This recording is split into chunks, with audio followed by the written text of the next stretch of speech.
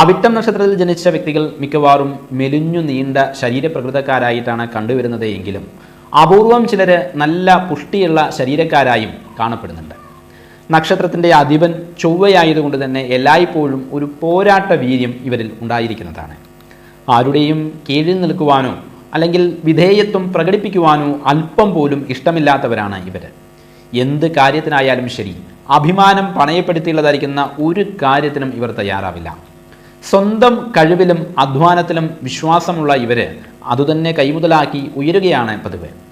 ഏതെങ്കിലും ഒരു കാര്യത്തിൽ പ്രത്യേക ലക്ഷ്യമോ ഒരു വൈരാഗ്യമോ ഉണ്ടായിക്കഴിഞ്ഞാൽ അത് മനസ്സിൽ വെച്ച് ലക്ഷ്യത്തിലെത്തുന്നത് വരെ പരിശ്രമിക്കുവാനുള്ളതായിരിക്കുന്ന ഒരു അസാധാരണമായിരിക്കുന്ന ഒരു കഴിവും ഇവർക്കുണ്ട്. ചൊവ്വയുടെ അധീനതയിൽ വരുന്ന നക്ഷത്രമായതുകൊണ്ട് തന്നെ ചില സമയത്തിൽ അവിവേകവും എടുത്തുചാട്ടവും ഇവർക്ക് ഉണ്ടായിരിക്കും. സാഹസികവും ആപൽക്കരവുമായ കാര്യങ്ങൾ ചെയ്യാനും ഇവർക്ക് യാതൊരു തരത്തിലുള്ളതായിരിക്കുന്ന മടിയും ഉണ്ടായിരിക്കില്ല. ചെറുപ്രായത്തിൽ തന്നെ ഇവരിൽ ഈ സ്വഭാവം മുന്നിട്ട് നിൽക്കും. അമിതമായുള്ള വേഗതയിൽ വാഹനം ഓടിക്കുക, അപകടകരങ്ങളായിരിക്കുന്ന മറ്റ് പ്രവൃത്തികളിൽ ഏർപ്പെടുക എന്നുള്ളതും ഇവർക്ക് വെറും വിനോദം മാത്രമായിരിക്കും.